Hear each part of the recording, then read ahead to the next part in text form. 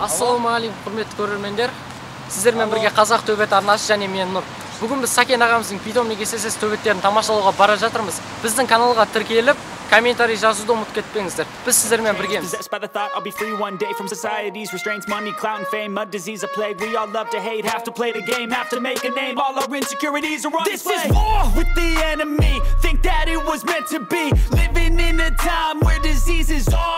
Ассаламу алейкум, Сакен аға, қалайсыздар? Сакен аға, сіздің төбеттеріңіз тамашалауға келген еді қалада. Көрсек болады ма төбеттеріңіз? Тамашалауға келіңдер. Төбеттермен көріңдер, питомник көріңдер. Питомник ССС осы болады. Бұл не себептен қойылды питомник ССС деп? Не бағытта? Енді мен өзім кішкентай кезден төбетті сүйетінмін өзім. Бірақ мына ССС деген өзімнің аты жөнім, өзімнің фамилия, имя, отчеством бар екен. Соны қысқаша өзім қойған, өзім ұнатқан нәрсе. Жас бала кезде төбеттердің бәрін жақсы көремін, өте сүйемін.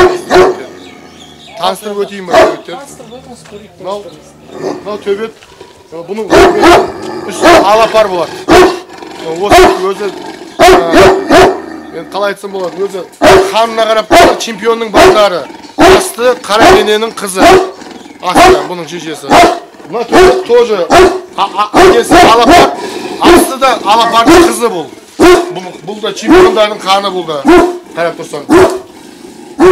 Мына төбет бұл чемпион Тарзан, Қазақстанның чемпионының баласы бұл. Тарзан деген. Легендарный Зубаймен төбелескен ничья. Соның баласы бұл. Бір жастан асқан бұл. Күшік қой жалпы қазір. Бұл қазір жалпы күшік бұл. Бір жасар күшік бұл. Мынаған келсек, бұл супер тяж бұл. Бұл 2 жасар бұл Қарабастың линиясы. Түркібастық Қарабастың линиясы бұл. Чемпиондардың қаны бұл. Қанша салмақта екен аға бұл төбетіңіз? Бұл салмағы дәл қазір салмағы 100 кило салмақ бар киімі. Қолында 1,5 сантиметр.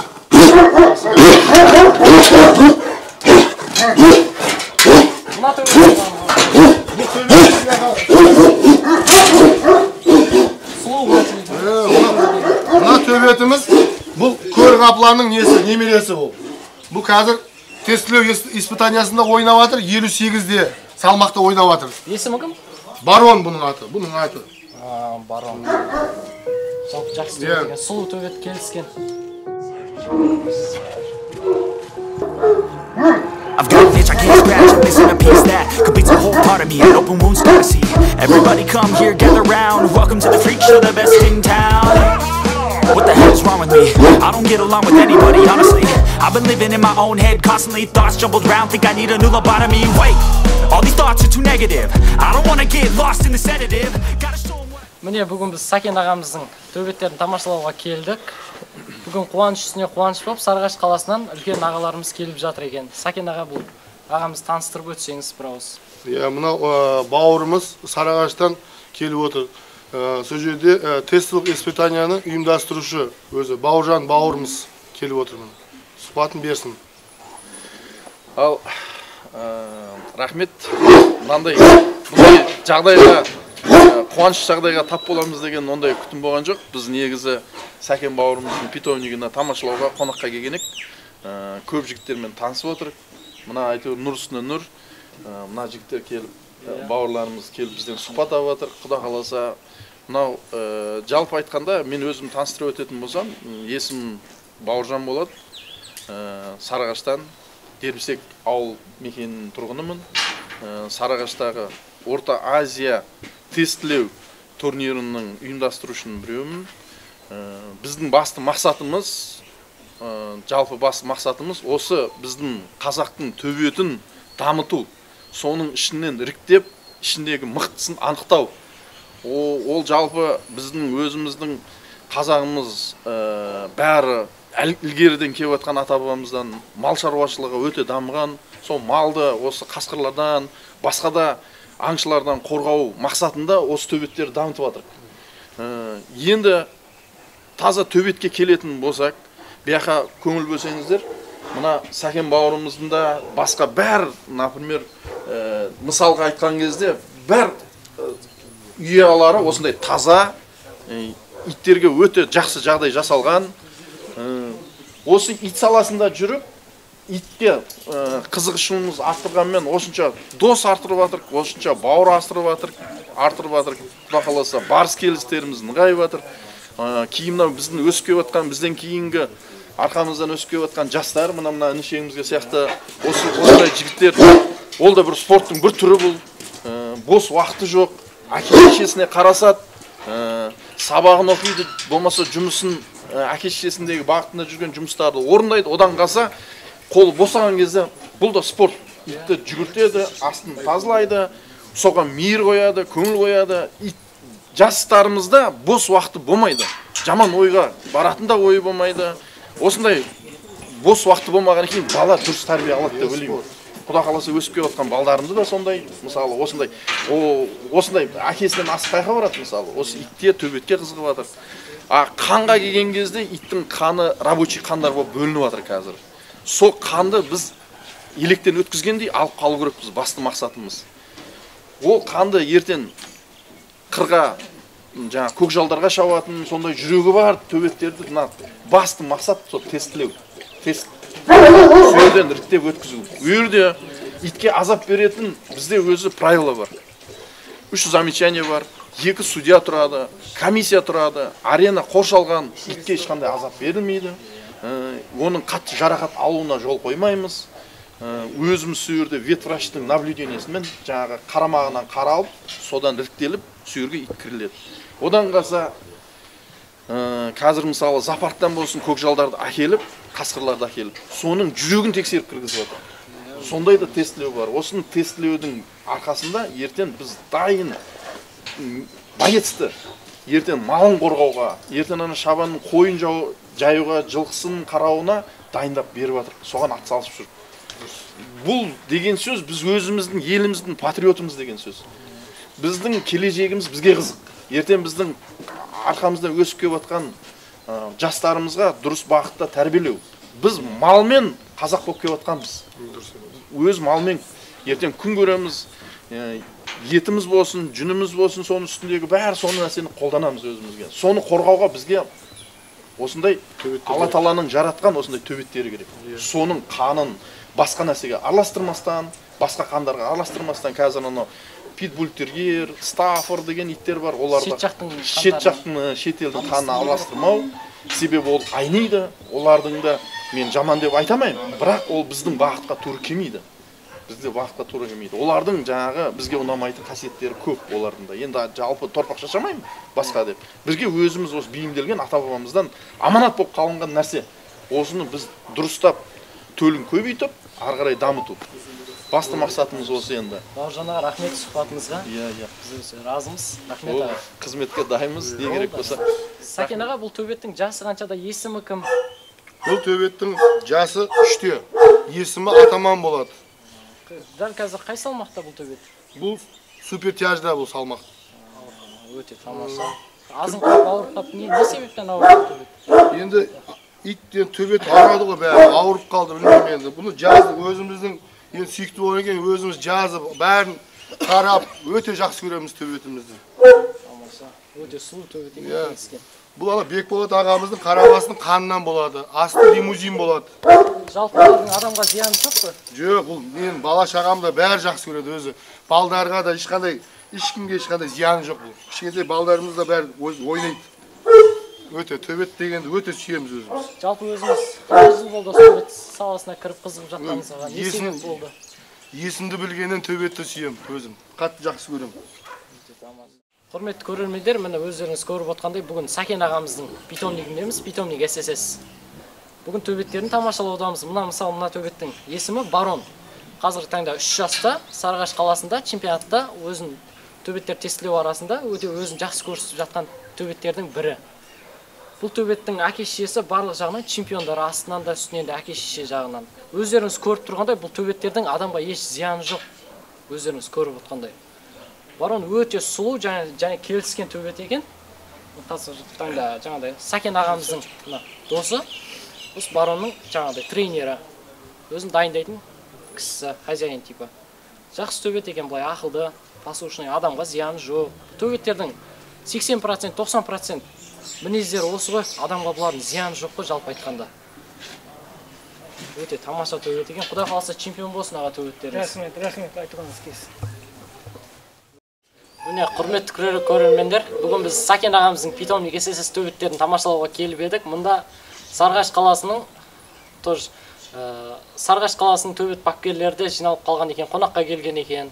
Осы жайлы әкім ағамыздан бір ауыз сұрап өтсек, төбеттерді қалай баптайсыз, бұл төбетке қалай қызыға бастадыңыз, қанша жасыңыздан бастадыңыз, төбеттер жайлы қандай ойдасыз жалпы? Рахмет жігіттер, қош келдік осы неге питомник ССС-ке. Есім әкім болады, мен де сол организатор жігіттің біреумін, Сарғашта ұйымдастырушы жігіттің біреумін. Осы төбетке келгеніміз жас бала кезімізден қызығушылық пайда болып осыдан келіп отырмыз. Қазір Сарғаштан келіп отырмыз біз осы Шымкент қалаға. Ұрғаш әкеп дамыту мақсатында әкеп отырмыз. Осы питомник ССС-ке Сакен ағамыздың төбеттеріне қосуға алып келдіңіз бе? Иә, күшігін жаңағыдай үлкейту мақсатында, төбетті дамыту мақсатында әр нәрсені. Жаңағыдай бізде қазір былай айтқанда қазақтың жаңағы ата-бабамыздан келіп жатқан дәстүр ғой бұл. Жаңа мақсат беріп жатыр бізге, соны дамыту мақсатында қолдан келгенше әрекет қылып жүгіріп жүрміз. Әкім аға, осы мен бір қызықтырып жүрген сұрақ бар еді. Осы мысалы қазір шығып жатыр ғой, зоо қорғау деп жаңағыдай төбеттер тестілеуге қарсы болып жатыр көп ағайындар. Оған өзіңіз жалпы ойыңыз қалай ойлайсыз өзіңіз жалпы осы жағынан? Негізі ол нәрсеге мен мүлдем қарсымын. Қазір ит баптау да оңай емес. Осынша баламыздан артық біз жақсы көремін осы нәрсені. Бірінші бала шаға дейді ғой, Алла тағала берген. Екінші осы төбеттерді аттап өзіміз қолдан келгенше өсіріп жатырмыз.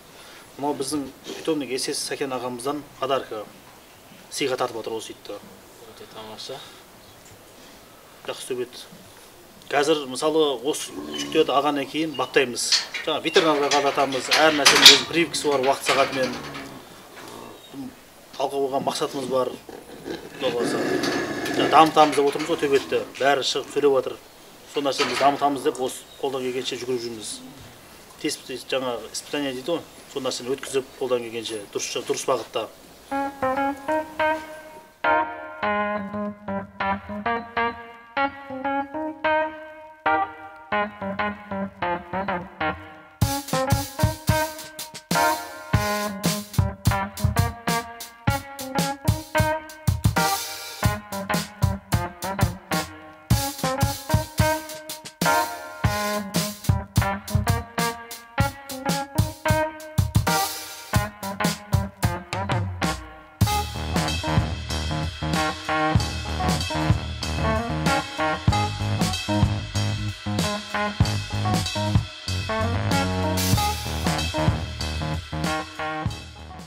Бауыржан аға, осы жерде ең үлкені өзіңізсіз, төрағамызсыз. Сізден бір сұрайтын қызықты сұрақтар бар еді, бізге қызықты. Мысалы, осы төбетке деген қызығушылығыңыз қалай оянды? Не себептен бұл жолға не қызықтыңыз төбет саласын? Рахмет, өте орынды сұрақ.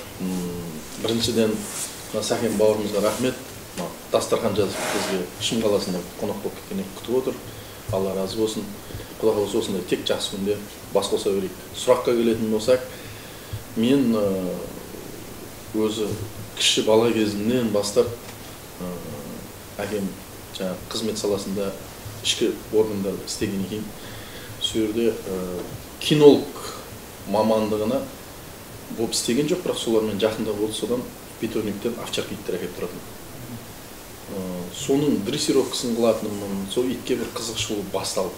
Одан кейін адамға жақындау, ол ит жаңағы немецкий овчарка болды. Соның жаңағы қанын зерттеу, ол сол салада маған жалпы осы ит қызық болды маған. Басқалар енді басқа хобби болып қызығып жатады, мен осы итке қатты қызықтым. Содан кейін ес жинай жинайдан кейін, өскеннен кейін өзімізде бір патриоттық сезіміміз ұянғаннан кейін өзімізде кезіп осы тазы төбет, өзіміздің төбеттер, қазаққа деген патриотизм бар ғой, өзіміздің төбеттерге қызыға бастадым. Оны бағу, баптауына, оның дамуына үлес қоса бастадым. Рахмет сұрағыңызға, назарларыңызға рахмет. Тағы келесі сұрақтар болса, дайынбыз. Осы төбеттердің мінезін толықтай айтып өтсеңіз, Бауыржан аға. Жалпы біздің төбетке келетін болсақ, өзіміздің төбетті мен мысалы қызығып жүргеніме именно осы кішкене кезден деп айттым. Осы біздің қазақтың төбетіне қызыққалы бері мен бір сезінетін адамға өте жуас. Керек болса мен кішкене балдарым, қыздарым ат құсап үстіне ат болайық деп үстіне мініп алатын кездер болады. Аузындағын тартып алсаң да сені қақпайды. Оны былайша айтқанда балаңды қалай тәрбиелесең, оны да тәрбиеңе байланысты. Итті жаңағы шынжырына байлап қойып, жаңағы зоозащитниктер жаңа айтып жатады, біз жауыздық көрсетіп отыр, Алла сақтасын, ондай емес, оның бәріне қарсы ондай емес. Ит біздің жалпы осы төбет сүйер қауымның ішінде ондай нәрсе жоқ. Қанша жастар қазір арқамыздан біз басқан қадамды басып, бізге жаңа аға тұтынып, көбісімен бауыр болып отыр осы төбет арқылы, ол желеу болып отыр. Оны қалай тәрбиелейсің, мінезі сондай болады. Ит жалпы өзі табиғи ол жуас ит. Бізге таза қазақтарға, осы қазаққа келетін болсақ, бізге қызмет қылатын төбет ол. Малымызды бағып береді, жаңа аңдардан қорғайды, жыртқыштардан қорғайды. Ол үшін бізге былайша айтқанда 80%-ымызды мал шаруашылығымызды дамытуға қатты үлес қосатын сол төбеттер. Рахмет аға. Енді Сакен аға сізге сұрақ қойып жіберсем, осы жаңағыдай төбеттеріңізді қалай дайындайсыздар, құпия болмаса егер? Сізде өте мықты төбеттер бар деп естіп жатырмыз. Енді төбетті дайындағанда дайындаймыз. Оған өте жастар көп үлес қосып жатыр қазір. Мектеп жасар балдар демалысында келеді, қасыма келіп әйтеуір ана итімді шығарады, далаға алып шығып ойнатып келеді, прогулка жасайды. Сөйтіп өзі бойға тестілеуге дайындаған иттерді ғана уже дайын спортсмендерге береміз. Спортсмендер оларды жүргізеді, атпен жүргізеді, дегенде секіретін жерлерден секіртеді. Сөйтіп мінез құлқын білеміз, иттің характерін соны ашамыз. Сол маңыздығы сол, біз енді өңкей қазір жастарға рахмет, жастар да қызығып жатыр, спорт дейді, спорт тұтынып жатыр, Аллаға шүкір. Ұрпаққа өте жақсы мотивация спорт жағынан. Жалпы төбеттің спортқа да маңыздылығы зор десеңіз, жас өте маңызды, жастарға өте маңызды. Бір қоса сөзіңіз аузыңызда қоса кетер жағдай, оларды дайындағанда біз жалпы бәріміз осы төбет сүйер дайындағанда өзі кәдімгі спортсмен чемпионатқа қалай дайындалады? Дәл сол. Олардың просто 4 аяғы бар, тілі жоқ байқұстар. Атак дайындық сол. Оларға жаңағы нагрузка беретін кросстары бар, легкий жүретін прогулкалар бар, оның итті сезіну керек. Кейін қай жерде тестовый испытанияда өзі алдын петровочный тестовый испытание болады. Сол кезде қай жері оның әлсіз сүйеріне көбірек мән береміз, көңіл бөлеміз. Жаңағы балон сүйрететін жерлері болады. Грузіліп мойына, мойын күш бергетін сондай салада жұмыс істейтін жерлері болады. Одан қаза жүрегінің ұруына қарай қай бағытта нагрузка көп беріп атсақ, соны азайтып тұрып келесінде сәл қосып. Оның бәрі жүре тәжірибемен жиналатын нәрсе. Одан қаса үлкен ағаларымызбен сұраймыз, не тамақ береміз. Одан кейін бойдан жаңағы после жақсы тренировкадан кейін оны қаңтарып қоятыны бар, су берілмейді, тамақ берілмейтін. Біраз өзін өкпесін басып алғаннан кейін жылы су беріп, жылы жерде жатқызып, кәдімгідей спортсмендерге қалай қарайсың, берген кезде беретін тағамдары бар, оның берілетін жаңағы етті қайнатып беретін кездер болады, асқазан азым болатын. Бойға дайындалған кезде бойдан жаңағы чемпионатқа тестовый испытаниядан бір күн алдын асқазанын аш қалдырасын. Одан қаза қолдың ерінбестен жүріп, қолдың жұмыртқасын табамыз. Қазір мынандай искусственный жұмыртқалар емес, қолдың жұмыртқасын берілетін кезі бар. Оны көп беріп жіберетін болсаң, кері әсері бар, қотыр басып кететіні бар. Сондай бағыттарды жақсы біліп апарамыз. Итті кәдімгідей былайша айтқанда, былай институт бойға дайындалатын, примерно. Енді қазір тағы да бір сол маған неге сәл көңіл бөліп жіберейін деп жатқан зоозащитниктердің бізге жаңағы издевательство над животных деп орысша айтып отыр ғой, үстінен жаңағы зомбылық, зорлық көрінеді. Bu yerде қайда зорлық, зомбылық көріп тұрмыз? Бізде де сол ең басты сұрақ сол. Оған ешқандай зорлық, зомбылық жоқ қой, иттің қайтаға жағдайын адамкінен де жақсы қылып беріп жатыр, былайша айтқанда. Bu yerде мен олардың жаңағы басқа жерде көріп алған жаңағы бродячий иттерді болсын, басқасы болсын. Енді оларға да біз оны қол көтермейсің. Ал жалпы адамның былайша айтқанда мына жастардың қазір денесі шынығып тұрса, білегінде күші болып тұрса, денесі спортивный болып тұрса, орысша айтып өткенде здоровым теле, здоровый дух дейді. Мысалы, дұрыс па? Егер дене пішімің спортивный болса, өзің күшілігіңді сезсең, білектер емес, сен уже былайша айтқанда моральный, духовный сен күшейесің. Сені әлсіз адамға қолыңда көтергің келмейді. Әлсіз адамды сен қайта қорғағың келеді. Сол жастарымыз тәрбиелегеннен кейін итке де сондай тәрбие болады. Таза төбеттеріміз, біздің таза төбеттеріміз көрінген итке барып шауып барып талай бермейді оны. Өзінің сопернигі достойны осы әлі жетеді деген кезде ғана олар бойға барады. Айтып жатыр қой, қалай тәрбиеленеді? Солай тәрбиеленеді. Одан қаза адам өз тәрбиелену керек, о итке ондай тәрбие беру үшін. Адамның ой пікірі, сана сезімі, адамгершіліктің деңгейінде болу керек. Біздің Аллаға шүкір мына өзіміздің ислам дініміз бар, сол дінмен тәрбиелену керек. Одан қаза ата бабамыз бізге тәрбие беріп келіп отқан әке-шешемізге Алла разы болсын, бізге берді сол тәрбиені. Сол тәрбиені біз бала шағамыз, ұрпағымызға, одан қаза қол астымызға бізге тәуелді болып отқан сол жануарға беру керекпіз. Сол мақсатта өте орынды тәрбие болады деп ойлаймын. Келесі сұрағыңыз болса қойыңыз. Енді Ақым ағама бір сұрақ қойып жіберейін. Ақым аға, жалпы енді өзіңіз төбеттеріңізді, күшіктеріңізді қалай тамақ бересіз, және қалай тамақтандырасыз? Сол жағын сұрап өтсек. Туылғаннан бастап қарайсың ғой. Жаңағы мысалы прививкасы бар, әр дейді. Мысалы бір айдан асқаннан кейін 10 күн асқамаққа уже неғаннан кейін прививкасы болады. Потому что аурудан алдын жаңағы салып қоятын нелер болады. Тамаққа келгенде керек болса қолмен турап беретін уақыттарымыз болады. Ясырып өткізіп беретін уақыттарымыз болады. Әр нәрсені күшікке қарағанда.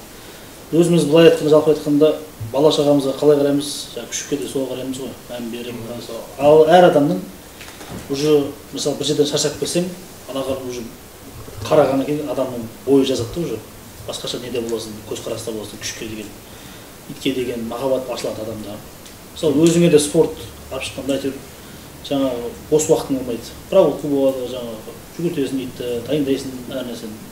Алға қойған деген мақсат болады ғой күшіктің. Айта беріңіз, келесі сұрағыңыз. Енді жалпы қазіргі таңда төбеттердің дамуы қалай болып жатыр, соны сұрасақ? Төбеттердің дамуы қалай болып жатыр? Қазіргі жағдайда мынау бірінші біздің не дейді?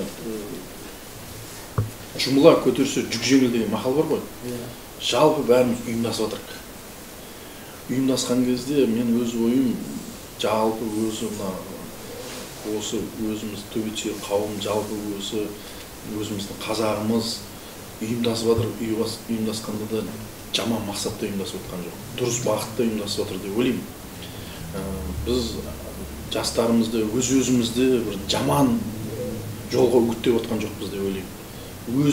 Біздің тәуелді болып отырған жануарларымызға жағдай жасап беруіне ұйымдасып отырып былайша айтқанда. Одан қаза оның басты мақсатымыз осындай селекция жаңағы қылып жатыр.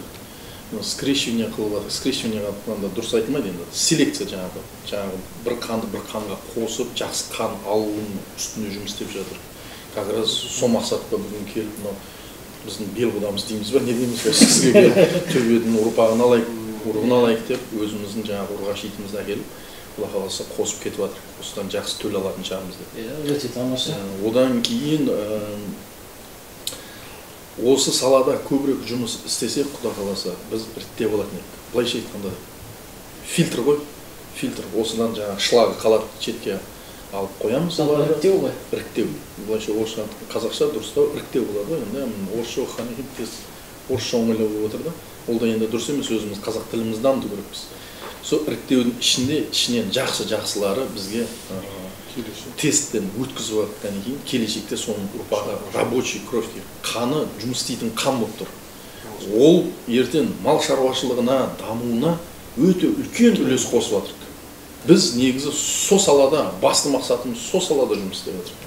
Бұл біз былай қарағанда еріккеннен жүрген жоқпыз. Бұған да уақыт бөліп жатыр, көңіл бөліп жатыр. Жұмысымыз бір шетте қалдырмастан оны ертерек тындырып осыған келіп көбірек уақыт бөліп жатыр. Одан қаза ертең содан шыққан жақсы төлді, Құда қаласа ертең біздің атарларымызды да, біздің жаңағы өз асырап жатқан мал жанымызды да қорғайды деген мақсатта. Ертең осы әр қазақтың өзінің не дейді, қорасы бар, малы бар, көбейтіп отқан, сонымен күн көріп отыр. Мысалы, қара малы болса, сиырын сауып, бала шағасын бағып отқандар көп. Мысалы, қойын көбейтіп берден базарға шығарса, әйтеуір бала шағасынан нан болады, шай болады дегендей. Қазағымыз өзі сол малмен дамып отыр қой. Сол малды ертең жыртқыштар келетін болса, ол жыртқыш өзі жабай аң, табиғи ол сондай аң өзі. Ол келеді де біреуін жеп, осыған қанағат, осының бәрін жөлдік жейді, бөлсейді, кетейік демейді, бәрін қырып кетеді. Ол ертең күні үлкен шығын, мысалы мал болып отырғандарға. Ертең соған осындай біздің төбеттеріміз қанша жағдайлар болды. Мына ютубта қазір көрсетіп жатсын. Қардың үстінде бәріміз көрдік. Қардың үстінде қасқырлар, жылқылар қуып барады. Соны түсіріп отыр мысалы. Ой, волки деп орысша сөйлеп отқаннан ютубта бәрін көрдіңдер. Сондай жағдайлар болмау үшін біздің төбеттер мықты болып тұрса, ертең соларға жүрегі батады, ертең солардың бәрін қайтарады, малымызды аман алып қалады. Түбі мақсатымыз сол біздің. Тамаша, рахмет сұхбатыңызға. Ал енді Сәкен аға, Бауыржан аға, сізге тағы бір сұрақ болып тұр. Қазіргі енді біз сияқты жастарға жаңағыдай қандай кеңес бересіздер, совет, жаңағы осы төбет жағынан, спорт жағынан. Сіздерге совет, біз әйтеуір жаңағыда айтып отырық қой, сіздерге жаман бағытқа бұрып отқан жоқпыз деп ойлаймын. Себебі ағаларымыздан не дейді, құс ұясында көрген істейді дейді ғой, дұрыс па? Өзіміз әке-шешеміз не көрсетті, біз де осы жастарға соны әйтеуір тәрбиені дұрыс берсек, бір үлесіміз қоссақ, бір мемлекетке құралуына бір қышты қойдық деген, қаладық деген есебі да. Арқамыздан бізді сыйлайтын жастар өсіп келіп жатса, үлкен ағаларын сыйлайтын жастар өсіп келіп жатса, оны сыйлау үшін ағаның өзі аузындағы сөзі дәмді, мағыналы, маңызды болу керек. Мысалы да, сол кезде әр жас сені тыңдайды, арқаңнан жаңағы бақыт алады, арқаңнан жаңағы сен басқан қадамды басады. Балдарға қоятын бірінші очередь Алладан қорқу керек, екіншіден әке-шешені сыйлау керек. Үшіншіден баланың мақсаты болу керек өсіп келіп жатқан баланың. Баланың дұрыс мақсаты ертең мен әке-шешемді сыйлаймын, бағам, бауырларымды көп жаңағы көмектесем, мемлекетіме бір үлесімді қосам, осы дүниеге келдім, кеттім деген мақсат болмау керек. Әйтеуір біздің осы жас еншісін алып келіп жатқан Қазақстан мемлекетіне бір үлесін қосса, өссек, өнсек, дамысақ, алдындағы мынау айтып жатады, пятерка мемлекеттердің қатарына қосылсақ, неге ондай болмасқа бізге? Осының бәрі жастардың қолында. Жастардың бәрі сана сезімі дұрыс болса, оқыса, оқуын, білім бізге өте керек. Жер асты байлығымыз бар, соны қолдану керекпіз, соның шикізатын өндіру керекпіз. Ертеңгі күні өзіміз мемлекетімізге пайдалы нәрселерді бір фантазиямен ойлап тауып, мысалы, өз-өзінің үстінен жұмыс істеген адам. Ал ондай балдар қалай дамиды? Ондай балдардың дені сау болса дамиды, дұрыс тәрбие болса дамиды. Балдар спортқа көп берілу керек. Ертең мына спорттан олимпиадада қандай атағымыз шығып жатыр. Балдар сол бағытта жұмыс істесін. Мына қазіргі біздің именно салада біз айтатын болсақ, мысалы, ит ұстап жүгіреді, ол спорт. Баланың бос уақыты болмайды. Ертең нашақорлыққа, жаңағы сигарет шегуге, басқаға, кальян шегуге уақыты болмайды.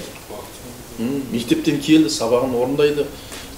Сабағын орындап болғаннан кейін итін алып серуендеп прогулкаға шығып келеді, примеру. Сол итке көңіл бөледі, сол итке мейір асады. Ол соны бауыздап, сойып бір нәрсе қылмайды ғой. Ол итке көңіл бөлгеннен кейін, маңызды мейірім асқаннан кейін ол баладан тек жақсылық күтеміз. Жамандық ешқашан болмайды ол балада. Мен сол салада мына отбасыға деген бір жанашыр болады, әке-шешесін бір сыйлайтын болады. Сол салада қатты дамиды деп ойлаймын жастар. Өте дұрыс па? Осы біздің жаңағы жастарға деген айтатын насихатымыз, айтатын ең жаман сөздеріміз осы. Дамыңдар, өз-өзінің үстілерімен жұмыс істеңдер, үлкендерді сыйлаңдар, кішкене ізет қылың, құрмет қылыңдар, спортпен айланысыңдар, білім дамыту керек. Мына басты бізге Алла Тағала әшейін прическа көтеріп, шашты турлап қойып жүру үшін бермеген, осы бастың үстінен жұмыс істеу керек. Сол кезде адам өз-өзінің үстінен дамыған кейін әртүрлі фантазиялар шығады. Жақсы. Фундамент жақсы болса, баланы кішкене кезден дұрыс тәрбиелесек, бала ешқашан айнымайды. Соны біз аға болып жүріп, соны дұрыс бағытта турлап жүрсек, көпшілік болып. Өзің алдыңдағы бауырларың жаман жолға жүріп жатса, қойыңдар жігіттер, үйтпейік. Мысалы, айтады жаңағы, бір қарын, бір құмалақ шіртеді деп. Ондай нәрсе болмау керек. Соның бәрі таза болу керек та, балдардың бәрі ой пікір бір жерден шығып тұрса, Құда қаласа бәрі жақсы болады деп ойлаймын. Рахмет. Жолдас сіздерге рахмет. Біз өзімізге керек, қызық, өзімізге маңызды сұрақтарды жалпы толықтай білдік деп ойлаймын. Енді рахмет сізге. Сакен аға, сізге де көп рахмет. Күтіп үйсіп бізді қонақ болып жатқаныңызға. Біз төбеттер жайлы енді анықтап қазір мәлімет алып жатырмыз. Сізге көп рахмет сұхбаттарыңызға. Өздеріңе де көп рахмет, мына жігіттер осы бізді сұхбат алып, бізден де осындай ақыл тыңдап, келешек жастарға бәріне осы төбетті дамытайық иншаллах. Мынау ата бабамыз салт дәстүрін ұмытпайық жігіттер. Ұрпаққа деген ол өте зор. Мынау біздің келешек, мынау мал шаруашылығы, олар жоғалатын болса, біз қалай өмір сүреміз ертең келешекте? Осыны ұмытпайық. Сендерге де Алла разы болсын, Құда қаласа осындай жаңағы дұрыс бағытта көпшілікке кең таратуға атсалысып жатсыңдар. Құда қаласа тірліктерің алға баса берсін. Келешекте қазір мұны ой туындап жатыр. Келешекте осы төбет туралы, жалпы қазақ еліне пайда тиетін бір кино шығарамыз деп осы төбетке байланысты. Иншалла сол нәсіп болса, соны үлес қосуға да, дамуына да, осыдан ертең біздің қазақтың әйтеуір болмаса бір жерінде бір себепші болып, дұрыс бағытқа бағыттауына үлес қосып отқандарыңа Алла разы болсын, Құда қаласа. Осы бағытта, осы қадамдарынан таймаңдар, осы жолдарында жүре беріңдер. Сіздерге де рахмет, қолдауларыңызға. Жақсы. Сұхбаттарға